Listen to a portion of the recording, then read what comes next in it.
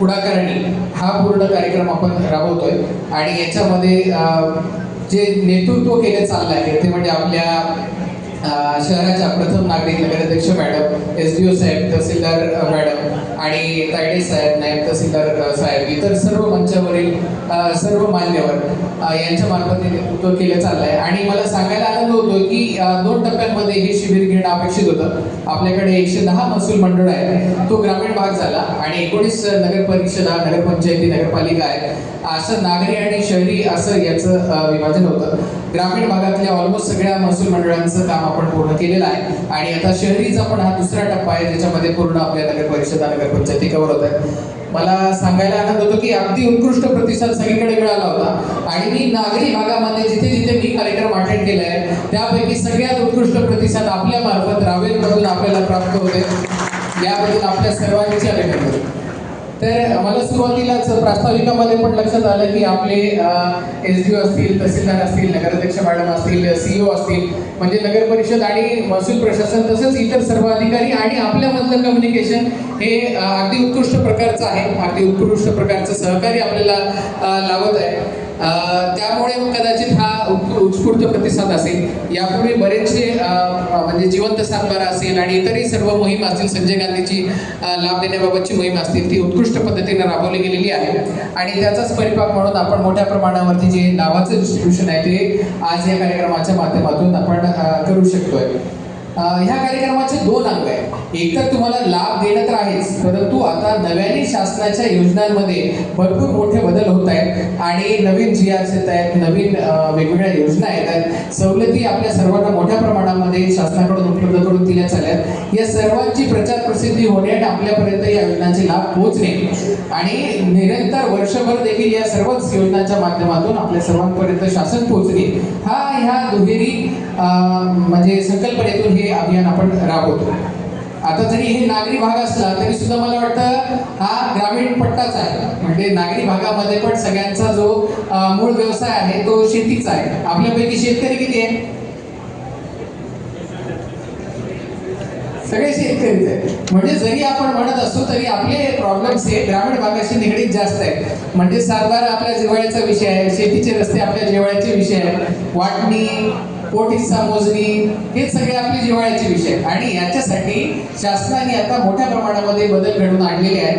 कदाचित त्या गोष्टी आपल्यापर्यंत पोहोचल्या असतील किंवा ह्या माध्यमातून, या शिबिरांच्या माध्यमातून या सगळ्या गोष्टी आपल्याकडे पोहोचवणं ही शासनाची जबाबदारी आहे आणि त्याच्यासाठी हे शिबिर घेतलं चाललंय. उदाहरणार्थ आपण यापूर्वी सातबारे जे घेत होतात ते तलाठी कार्यालयातून घेत होतात. एकाच भेटीमध्ये भेटायचा सातबारा की बऱ्याच वेळा जायला लागायचं. कधी तलाठी असतील नसतील, कधी फील्डवर गेलेले असतील, अशाही प्रकारची परिस्थिती व्हायची. कधी 2-4 वेळेस जावं लागायचं. परंतु आता तुम्ही घर बसल्या जो ऑनलाईन सातबारा डाउनलोड करा त्याला तुम्ही तलाठी ऑफिसमध्ये जाऊन सही शिक्का घेतलेल्या सातबारा एवढंच व्हॅल्यू आहे. त्याच्यामुळे तुम्हाला कोणत्याही तलाठी ऑफिसमध्ये आता सातबारा घ्यायला जायची गरज नाही. याची कल्पना आहे सगळ्यांना? हो, ऑनलाईन मिळतं, परंतु त्याला आता सर्टिफिकेशन जे आहे त्याची कुठल्याही सर्टिफिकेशनची आवश्यकता नाही. तो ऑनलाईन सातबारा हाच प्रमाणभूत सातबारा आहे. तोच तुमच्या अधिकार अभिलेखाचा मूलभूत पुरावा आहे. तुम्हाला दुसरा कोणाचाही सही शिक्का त्याच्यामध्ये आवश्यक नाही. त्याच्यानंतर आता तुकडीबंदीचा जो कायदा आहे त्याच्यामध्ये बरेच बदल झाले. नागरी भागासाठी आपले सिटी सर्वे आहे, ते सिटी सर्वे आणि सातबारा दोन्ही काही ठिकाणी रेकॉर्ड्स उपलब्ध आहेत. तर एक जो सातबाराचा रेकॉर्ड आहे तो पूर्णपणे बंद करून फक्त सिटी सर्वेचा रेकॉर्ड हा नागरी भागासाठी राहणार आहे. त्याच्यासाठी ग्रामीण भागामध्ये स्वामित्व योजना आलेली आहे. स्वामित्व योजनेच्या माध्यमातून बऱ्याच मोठ्या प्रमाणावरती आपण सर्वांना मालमत्ता पत्रक हे गावठाण एरियामध्ये दिलेलं आहे. तसंच सिटी सर्वेचा रेकॉर्ड हा अद्ययावत करण्याचं काम मोठ्या प्रमाणावरती चालू आहे. त्याचा पूर्ण देशाचा जो पायलट आहे तो नक्षा प्रोजेक्टचा पायलट वरणगावमध्ये आपल्या इथे होतोय. बाकी नगर परिषदांमध्ये आता तो मालमत्ता पत्रकांचा अद्ययावतीकरणाचा कार्यक्रम आता होऊ घातलेला आहे. त्याच्यामध्ये आपले सर्व जुने जे रेकॉर्ड आहेत ते अद्ययावत करून आता नवीन रेकॉर्ड तयार होतील. त्यासोबतच मुख्यमंत्री बळीराजा शेतपाणंद रस्ते ही योजना नव्याने आलेली आहे. कल्पना आहे आपल्याला?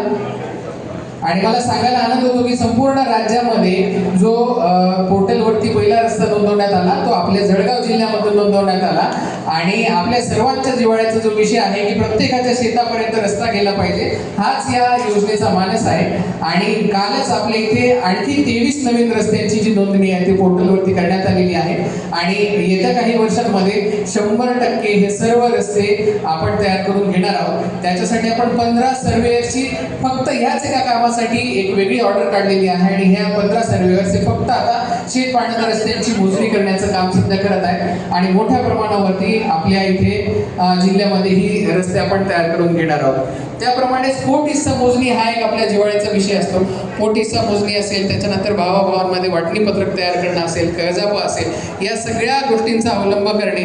7/12 हा एक जिवंत अभिलेख आहे. त्याच्यामध्ये नेहमी तातडीच्या दुरुस्त्या आवश्यक असतात, परंतु बऱ्याच वेळेस आपल्या कदाचित माहिती नसल्यामुळे असेल किंवा कदाचित काही प्रशासकीय कारणांमुळे असेल या 7/12वरतीच्या नोंदणी या बऱ्याच जुन्या असतात. त्या सगळ्या जिवंत 7/12च्या मोहिमेमध्ये आपण करून घेणं आवश्यक आहे. त्याचप्रमाणे इतरही महसूल विभागाच्या सोडून भरपूर विभागाच्या योजना आहेत. मला वाटतं त्या सर्वांचे स्टॉल्स आज इथे बाहेर लावण्यात आलेले आहेत. आपल्याला देण्यात येणाऱ्या योजनांच्या लाभाव्यतिरिक्त देखील आपण आवर्जून सर्व स्टॉल्सला भेटी द्याव्यात आणि त्या प्रत्येक शासनाच्या प्रत्येक विभागाच्या सगळ्या योजनांची माहिती आपण करून घ्यावी.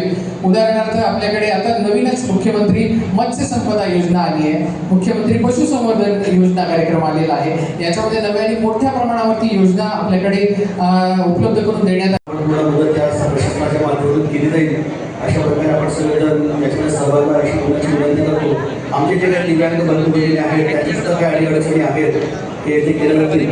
आताच 5 मिनिटांपूर्वी आपण एक बघितलं, एक मावशी आहेत महाजन मावशी, त्यांचं कुठल्याही त्यांच्याकडे कुठले डॉक्युमेंटेशन त्याचं नव्हतं. प्रशासनाने आणि आपल्या सामाजिक कार्यकर्त्यांनी ॲक्टिव्हिटीमध्ये काम केलं आणि त्या ताईंना मावशींना त्यांचं पूर्ण कागदपत्र जमा करून त्यांना संख्या घेण्याचा योजनेचा फायदा सुद्धा मिळवून दिलेला आहे. या निमित्ताने सगळ्यांनी मनापासून आभार मानतो. त्या सगळ्यांचा लढा घेतो. जय हिंद, जय महाराष्ट्र.